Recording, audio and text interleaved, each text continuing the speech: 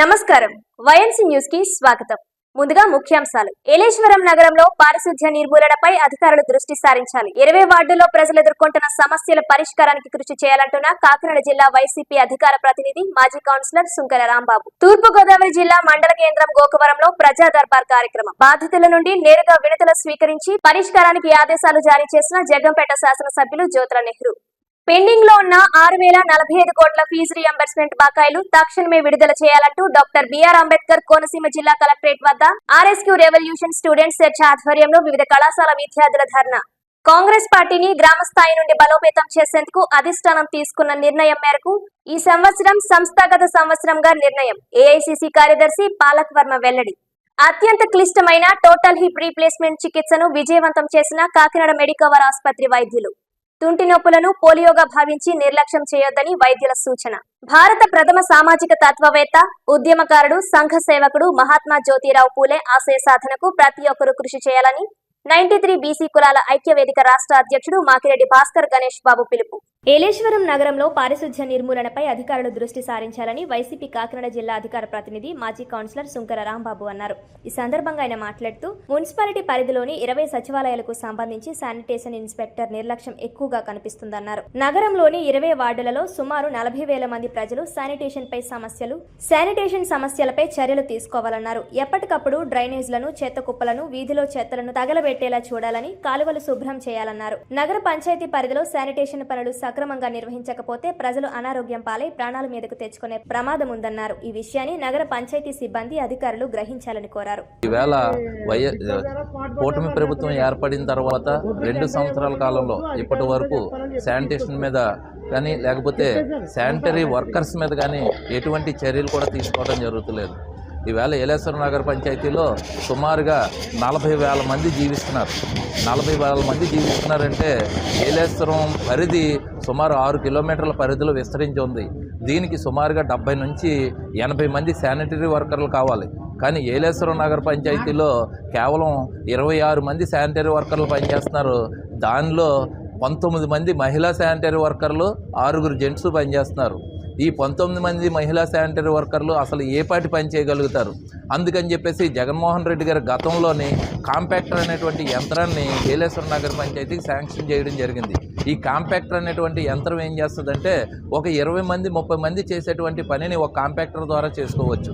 ఆ కాంపాక్టర్ అది మరమ్మతులకి గురయ్యి వేళకి సుమారుగా 9 నెలల కాలంగా వస్తుంది. కేవలం కాంపాక్టర్ ఖర్చు పెట్టగలిగినటువంటి సొమ్ము ఎంత అంటే 80,000 రూపాయలు ఖర్చు పెడితే అది మామూలుగా తిరిగేస్తుంది. కానీ ఎన్నిసార్లు అడిగినా సరే జనరల్ ఫండ్ లేదండి, జనరల్ గ్రాంట్ లేదండి, అందు గురించే మేము కాంపాక్టర్ని ఆఫ్ చేసామని చెప్పేసి వీళ్ళు చెప్పడం జరుగుతుంది. ఈవేళ కౌన్సిల్ తీర్మానానికి తీసుకొచ్చారు, కౌన్సిల్లోని దాన్ని ఆమోదించడం జరిగింది. అయినప్పటికీ కూడా దానికి అయ్యేటువంటి ఖర్చు లేదు అని చెప్పేసి కమిషనరు అసలు సంబంధం లేనటువంటి ఆన్సర్ ఇవ్వడం జరుగుతుంది. అసలు ఈయన కమిషనర్గా ఇన్ఛార్జ్ తీసుకున్నాడే తప్ప కమిషనర్ బాధ్యత చేయడం అనేటువంటిది అసలు ఈ కమిషనర్కే తెలీదు. ఈ కమిషనర్ అనే అతను ఎందుకు వచ్చాడో తెలీదు, ఎందుకు పనిచేస్తున్నాడో కూడా తెలీదు. ఏలేశ్వరం నగర పంచాయతీలో 16వ వార్డులో గత 2 నెలల క్రితం 5 సంవత్సరాల అమ్మాయి 4 అడుగులు లోతున్నటువంటి డ్రైనేజీలో పడిపోయి మునిగిపోతే అక్కడ చుట్టుపక్కల ఉన్నటువంటి ప్రజలు ఆ అమ్మాయిని రక్షించారు. లేకపోతే ఆ రోజు ఆ అమ్మాయి ఆ అమ్మాయి చనిపోతే అసలు దానికి బాధ్యులు ఎవరు? తల్లిదండ్రులు పడేటువంటి క్షోభకు బాధ్యులు ఎవరు అని చెప్పేసి నేను ఇమీడియట్గా ఆ రోజు మా విలేకరు ఒక ఆయన మల్లిబాబు అనే ఆయన్ని, ఇంకొక అబ్బాయిని పిలిపించి, దాసర్ కృష్ణ అనే అతన్ని పిలిపించి అక్కడ వీడియో తీయించి శానిటరీ ఇన్స్పెక్టర్ని రప్పించి, అలాగే అక్కడ కమిషనర్ గారిని కూడా రప్పించి, ఏమండి పరిస్థితి ఇంత దారుణంగా ఉంది, ఇక్కడ ఇంత లోతు వాటర్ ఇక్కడ స్టాగ్నేట్ అయిపోయింది, దీన్ని వెంటనే తొలగించే పరిస్థితులు కల్పించండి అని చెప్పేసి యాజ్ ఏ కౌన్సిలర్ నేను బ్రతిమలాడడం జరిగింది. అయినప్పటికీ కూడా కమిషనర్ పట్టించుకోలేదు. కమిషనరు సరే సార్ నేను చేస్తానండి, తీయించానండి అని చెప్పేసి వెళ్ళిపోయి వేళకి 2 నెలలు అవుతుంది. అక్కడ ఉన్నటువంటి ఎక్కడ గొంగలు అక్కడలాగే అక్కడ ఉన్నటువంటి డ్రైనేజ్ వ్యవస్థ అలాగే సుమారుగా ఈరోజు ఇంకొక అడుగు పెరిగి సుమారు 6 అడుగుల లోతు నీరు కలిగి ఉంది. మొన్న మళ్ళీ ఒక వృద్ధురాలు ఒక ఆవిడ పడిపోయింది, ఆవిడ్ని కూడా కాలంలోంచి తీశారు. అది నడుస్తున్నటువంటి రోడ్డులో ఉంది, రహదారి మీద, రహదారి ప్రక్కన ఎటువంటి సపోర్టు లేకుండా ఉంది. ఎంత ప్రమాదం ప్రమాదంగా ఉన్నా సరే పట్టించుకునే పరిస్థితుల్లోని ఏలేశ్వరం నగర పంచాయతీ అధికార యంత్రాంగం లేదని చెప్పేసి ఈ సందర్భంగా తెలియజేస్తున్నాను. అలాగే ఎక్కడ కంపోస్ట్ని అక్కడే తగలబెట్టేస్తున్నారు, అలాగే ఎక్కడ డ్రైనేజీలు అక్కడే తీసేసి అలా వదిలేస్తున్నారు తప్ప ఆ డ్రైనేజీని తీసుకొని వెళ్ళి మళ్ళీ అవి దూరంగా పారేయటం కానీ ఏమీ చేయట్లేదు. దీనికోసం మనకు ఉన్నటువంటి చెత్తని కూడబెట్టడానికి మనకి 57 సర్వే నెంబర్లో ఒక ప్రాంతాన్ని సుమారుగా 8 ఎకరాల ల్యాండ్ను కూడా గవర్నమెంట్కి జగన్మోహన్ రెడ్డి గారి టైంలో ఇవ్వటం జరిగింది. దానికి అక్కడ వరకు కూడా తీసుకెళ్ళట్లేదు ఈ ట్రాక్టర్ డ్రైవర్లు కానీ, లేకపోతే ఈ సిబ్బంది కానీ, లేకపోతే ఇక్కడ ఉన్నటువంటి అధికారి కానీ తీసుకెళ్లేటువంటి పరిస్థితి లేదు. ఎందుకంటే ఆ ట్రాక్టర్కి డీజిల్ కొట్టించేటువంటి పరిస్థితుల్లో కూడా మా కమిషనర్ గారు లేరు ఈవేళ. ఎందుకంటే ట్రాక్టర్కి 200 రూపాయలు అక్కడ ఉన్నటువంటి వర్కర్లు వేసుకొని ఏ రోజుగా ఆ రోజు ఆయిల్ కొట్టించుకొని ట్రాక్టర్లను బయటకు తీసుకెళ్తున్నటువంటి సందర్భం. ఇక్కడ 3 డ్రైవర్లు ఉన్నారు, ట్రాక్టర్ డ్రైవర్లు. ఒక ట్రాక్టర్కి ఒక రోజు ఆయిల్ కొట్టిస్తున్నారు, మిగిలిన 2 డ్రైవర్లు కూడా ఖాళీగా ఉంటున్నారు. వాళ్ళు మస్తరు వేసుకుంటున్నారు, ఇంటికి పోతున్నారు. అలాగే ఇక్కడ శానిటరీ ఎవరైతే ఉన్నారో, అధికార యంత్రాంగం ఎవరైతే ఉన్నారో వాళ్ళు కూడా కనీసమైనటువంటి పరిస్థితి, వాళ్ళు డ్యూటీ వాళ్ళు చేయట్లేదు. ఎందుకంటే వాళ్ళ డ్యూటీ కనుక వాళ్ళు చేసినట్టయితే ఖచ్చితంగా ఈ శానిటేషన్ మీద వాళ్ళు చర్యలు తీసుకొని ఉండేవారు. ఈవేళ చెత్త తీసుకెళ్ళడానికి 2 ట్రాక్టర్లు ఉండి ఒక మిషన్ జేసీబీ మిషన్ ఉండి కూడా 2 ట్రాక్టర్లు 200 రూపాయల ఆయిల్ డ్రైవర్లు కొట్టించుకునేటువంటి పరిస్థితిలో ఏలేశ్వరం నగర పంచాయతీ ఉందంటే ఎంత దౌర్భాగ్యమైనటువంటి స్థితిలో ఏలేశ్వరం నగర పంచాయతీ ఉందో ఈ సందర్భంగా తెలియజేవారు.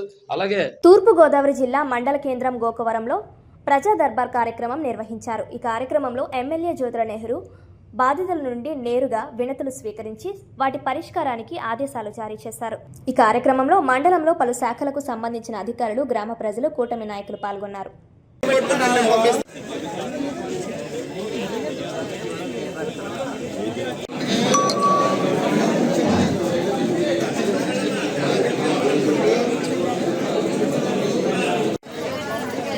గంగా ప్రసాద్ గారు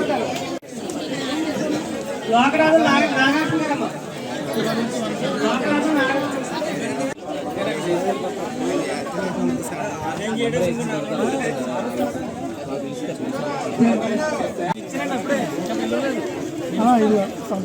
పిలుస్తారా కాదు అన్న అప్లికేషన్ పిలుస్తారా పట్ట కోసం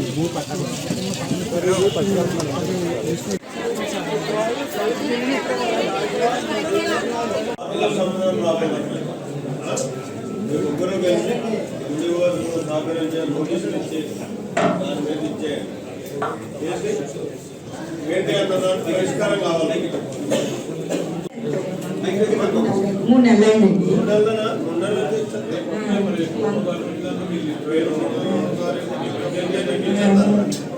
ఇంకా ఏది అవ్వట్లేదు సార్.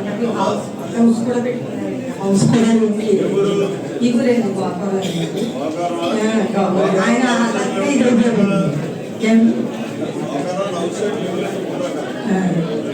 అలాగేనండి కొంచెం రాష్ట్రాలు ఇచ్చారండి.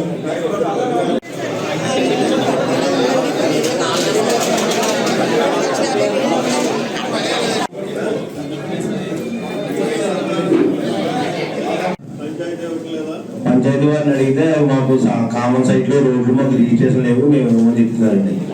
కామన్ సైట్ లో రోడ్లు రిజిస్ట్రేషన్ లేవు, అందువల్ల మేము ఇవ్వలేమని చెప్తున్నారండి. టీడీపీలో ఏమిటండి దానికి అన్ని ఆధారాలు దాంట్లో ఉన్నాయండి.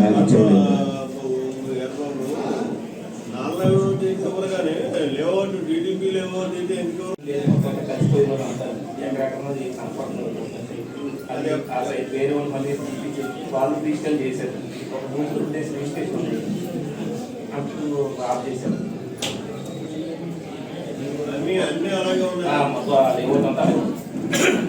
రిజిస్టర్ చేశారు, 5 లక్షల సాయం చేశారు. 5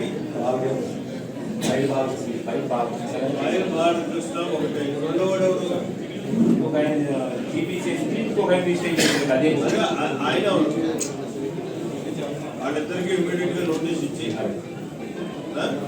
దీని మీద పరిష్కారం చేయాలి.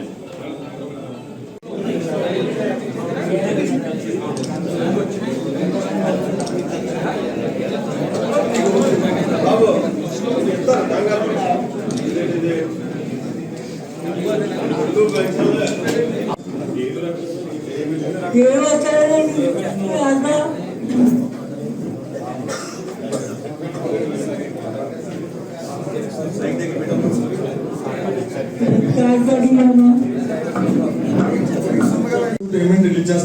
రిలీజ్ చేస్తే మొత్తం అందరికీ పరిపాలిస్తాం.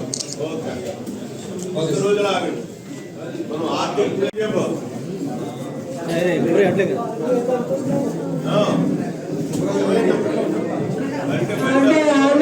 డాక్టర్ బిఆర్ అంబేద్కర్ కోనసీమ జిల్లా కలెక్టరేట్ వద్ద ఆర్ఎస్యు రెవల్యూషన్ స్టూడెంట్స్ రెవల్యూషన్స్ ఆధ్వర్యంలో వివిధ కాలేజీల విద్యార్థులు ధర్నా నిర్వహించారు. ఈ సందర్భంగా RSU state joint secretary Narendra మాట్లాడుతూ విద్యార్థుల యొక్క ఫీజు రియంబర్స్మెంట్ బకాయిలు దాదాపు 6,045 కోట్ల రూపాయలు పెండింగ్లో ఉన్నాయని వాటిని వెంటనే చెల్లించాలని డిమాండ్ చేశారు. కూటమి ప్రభుత్వం ఎన్నికల ముందు విద్యార్థులకు ఫీజు రియంబర్స్మెంట్ ప్రభుత్వం ఏర్పడిన వెంటనే విడుదల చేస్తామని విద్యాశాఖ మంత్రి నారా లోకేష్ ప్రగల్భాలు పలికారన్నారు.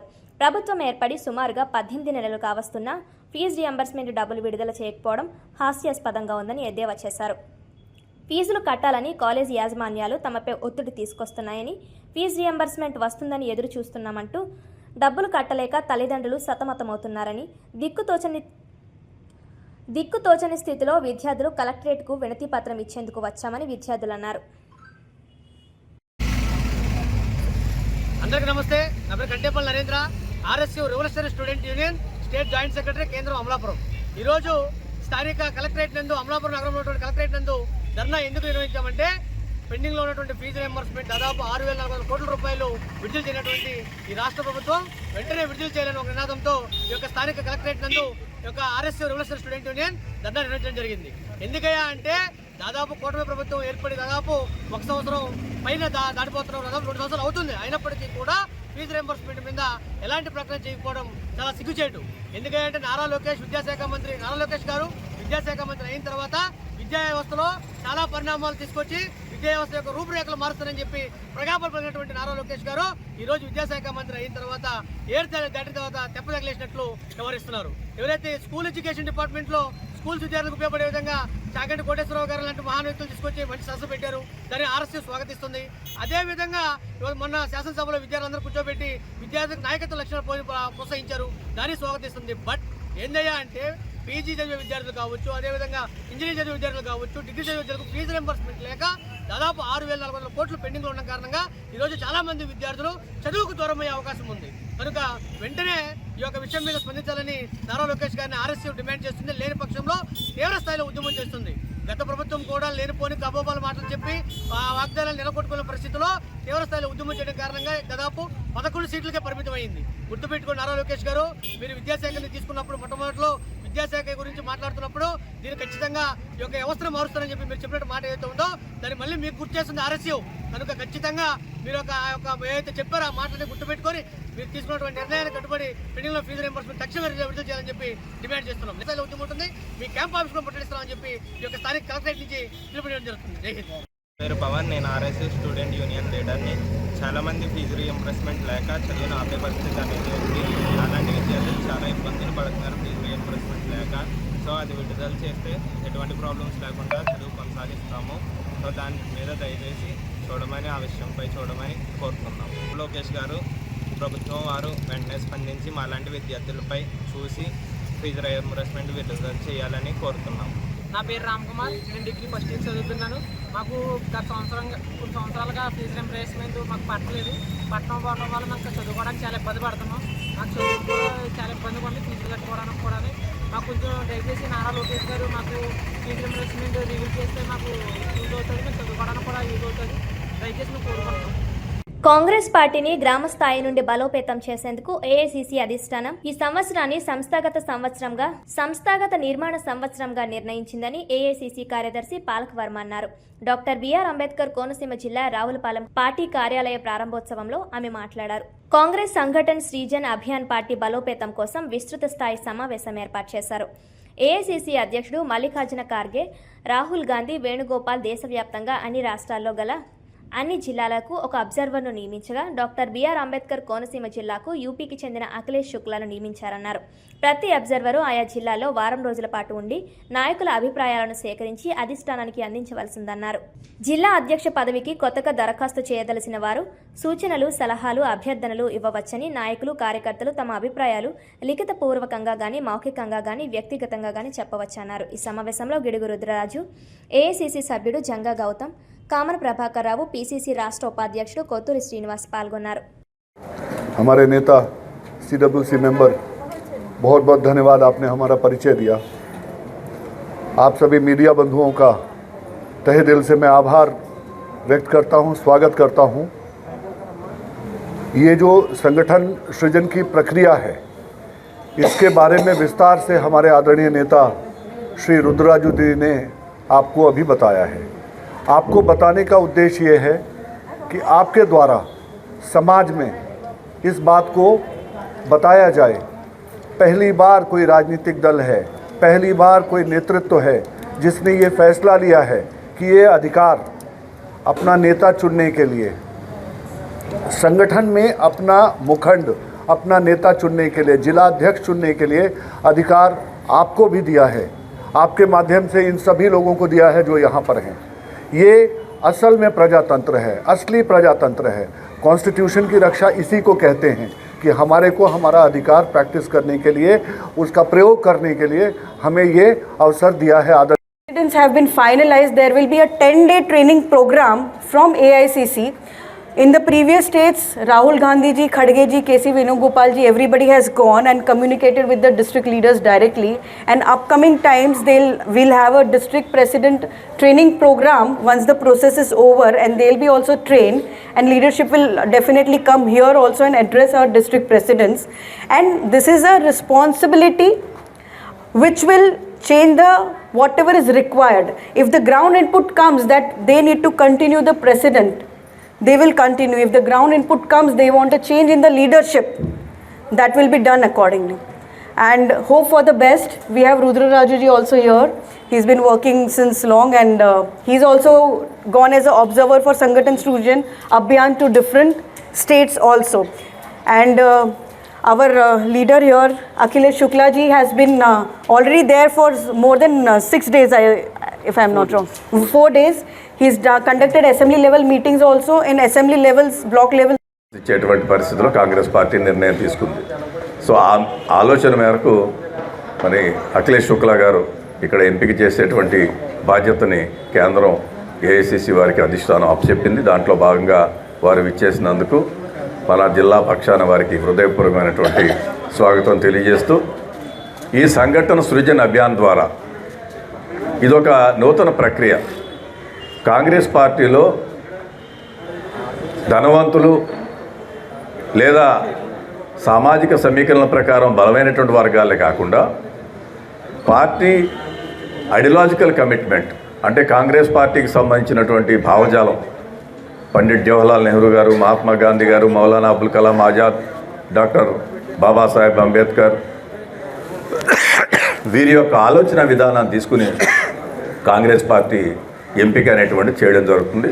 దాంట్లో భాగంగా వీరు ఈరోజు ఇచ్చేసారు. ఇక్కడ ఉన్నటువంటి పెద్దలందరికీ కూడా స్వాగతం. అరుదైన శస్త్రచికిత్సను విజయవంతం చేసి నడవలేని స్థితిలో ఉన్న 45 ఏళ్ల వ్యక్తికి కాకినాడ మెడికవర్ ఆసుపత్రి వైద్యులు పునర్జన్మ ప్రసాదించారు. కాకినాడ జిల్లా సామర్లకోట మండలం పనసపాడు ఏడీబీ రోడ్లో గల మెడికవర్ హాస్పిటల్లో ఏర్పాటు చేసిన మీడియా సమావేశంలో ఆర్థోపెడిక్ డాక్టర్ అరుణ్ కుమార్ మాట్లాడుతూ, పుట్టుకతో వచ్చే డెవలప్మెంటల్ డిస్ప్లేసియా ఆఫ్ హిప్ సమస్యతో బాధపడుతున్న పేషెంట్ కు అత్యంత క్లిష్టమైన టోటల్ హిప్ రీప్లేస్మెంట్ చేయడం జరిగిందన్నారు.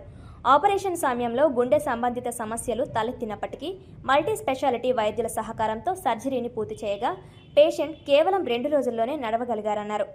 తుంటి నొప్పులను పోలియోగా భావించి నిర్లక్ష్యం చేయవద్దని సూచించారు. మెడికవర్ హాస్పిటల్లో ఎటువంటి క్లిష్టమైన ఆపరేషన్లనైనా అత్యంత సులువుగా చేసేందుకు ఎక్విప్మెంట్తో పాటు సీనియర్ డాక్టర్లు అందుబాటులో ఉన్నారన్నారు. ఈ కార్యక్రమంలో doctor Sudarshan Reddy, doctor Madhavarao Nekkanti, doctor Kishore Babu తదితరులు పాల్గొన్నారు. నా పేరు కొడాలి అరుణ్ కుమార్. నేను మెడికల్ హాస్పిటల్లో ఆర్థోపెడిషియన్గా పనిచేస్తున్నాను. ఈరోజు మీకు ఒక అరుదైన ప్రాబ్లం మరియు దానికి ట్రీట్మెంట్ గురించి తెలియజేయాలని మా ఉద్దేశం. సో మా దగ్గరకు ఒక పేషెంట్ వచ్చారు, 45 years ఏజ్. సో ఆయనకి తొంటి నొప్పితో బాధపడుతున్నారని చెప్పి వచ్చారు. అయితే ఆయనకి చిన్న నొప్పి చిన్నప్పటి నుంచి ఉంది, కానీ ఆయన ఎప్పుడు దాన్ని పట్టించుకోకుండా మొండిగా తిరిగారు. ఇంక ఏ స్టేజ్లో అయితే ఆయన అస్సలు నడవలేని స్టేజ్ వచ్చిందో ఆ స్టేజ్లో ఆయన రికగ్నైజ్ చేసి వచ్చారు మా దగ్గరికి. సో ఆ స్టేజ్లో మేము చూసేప్పటికీ దాన్ని మనం DDH గ్రేడ్ 2 అంటాం, స్టేజ్ 2 అంటాం. So developmental dysplasia of hip stage 2 అంటాం. సో ఆ stage with severe osteoarthritis of హిప్తో మన దగ్గరికి వచ్చారు. సో ఈ ప్రాబ్లంతో మన దగ్గరకు వచ్చేప్పటికి ఇంకా సివియర్ ఆస్టియోఆర్థరైటిక్ స్టేజ్లో మన దగ్గరకు వస్తే మనకి టోటల్ హిప్ రీప్లేస్మెంటే ఇక్కడ మెయిన్ మార్గం అవుతుంది. సో మనం ప్రోస్ అండ్ కాన్స్ అంటే ఆ సర్జరీలో ఉన్న ప్రాబ్లమ్స్ మంచి చెడు అన్నీ వాళ్ళకి ఎక్స్ప్లెయిన్ చేసి మనం టోటల్ హిప్ రీప్లేస్మెంట్ అనేది చేసాం. మరి ఈ టోటల్ హిప్ రీప్లేస్మెంట్ ఇలాంటి కేసుల్లో చేయడం అనేది చాలా కాంప్లికేటెడ్ సర్జరీ అది. సో ఆల్రెడీ మన దగ్గర చాలా కొన్ని వేల సర్జరీలు చేసిన ఎక్స్పీరియన్స్ మనకు ఉంది కాబట్టి మనం ధైర్యంగా తీసుకోగలిగాం. దాంతోపాటు మాకు మెడికల్ హాస్పిటల్లో ఉన్న స్పెషల్ స్టేటస్ ఏంటంటే మాకు 3 ఆర్థోపెడిషియన్లు ఉన్నాం. డాక్టర్ సుదర్శన్, డాక్టర్ మాధవ్, నేను ముగ్గురం కలిపి చేస్తాం ఇలాంటి కాంప్లికేటెడ్ కేసెస్ ఏమైనా కానీ. సో దాంతోపాటు we have a very good critical care support. అంటే ఎనస్థీషియా ఇచ్చే డాక్టర్లు సెపరేట్గా ఉన్నారు, క్రిటికల్ కేర్ డాక్టర్లు సెపరేట్గా ఉన్నారు. Plus we have the support of the cardiologist, nephrologist. So ఇలాంటి కేసుల్లో ఏంటంటే చాలా కాలం పాటు బెడ్ రిడన్గా ఉండటం వల్ల ఆపరేషన్ అయిన తర్వాత చాలా ఇబ్బందులు వస్తూ ఉంటాయి. ఆపరేషన్ చేయటమే కాంప్లికేటెడ్ సర్జరీ అనుకుంటే సర్జరీ అయిన తర్వాత ఒక్కసారిగా ఇంత మేజర్ స్ట్రెస్ బాడీ తట్టుకోలేదు. ఎందుకంటే నడవటం అనేది చాలా తగ్గిపోతుంది కాబట్టి హార్ట్కి ఆ ప్రెషర్ తీసుకోలేదు, ఆ స్ట్రెస్ని తీసుకోలేదన్నమాట.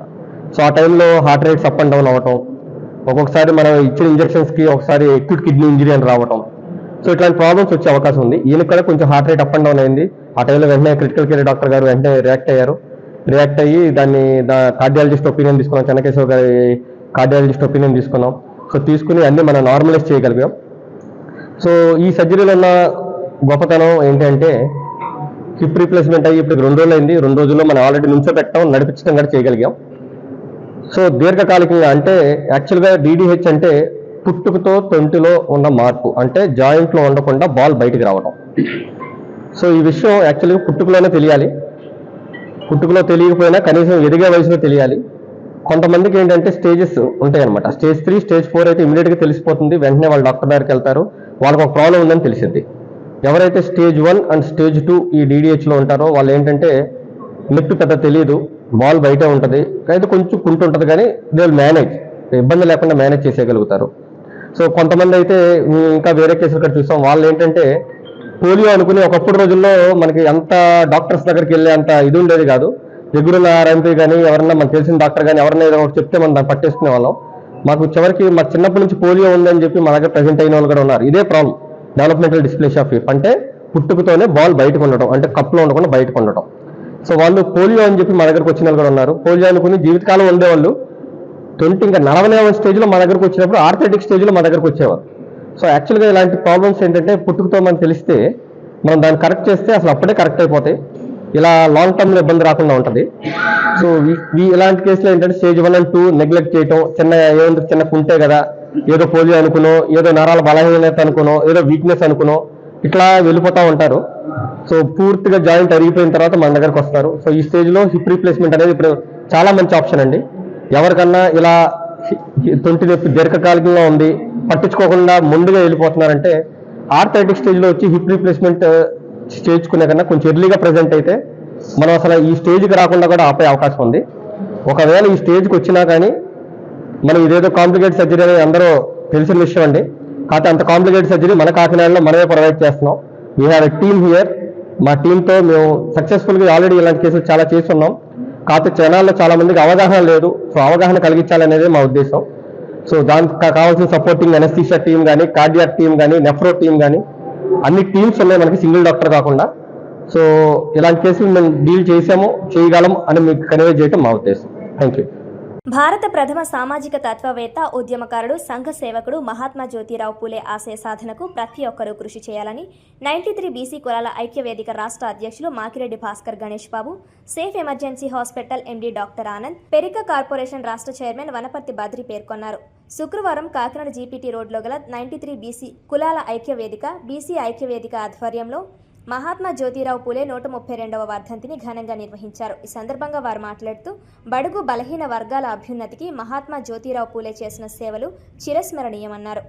ఈ కార్యక్రమంలో BC నాయకులు రాయుడు నాగేశ్వరరావు, వాసంశెట్టి రాజేశ్వరరావు, P సత్యనారాయణ, అల్లం AVD మెంటారావు, A Ramu Naidu, B Rajkumar, K Srinivas Yadav తదితరులు పాల్గొన్నారు. ఆగండి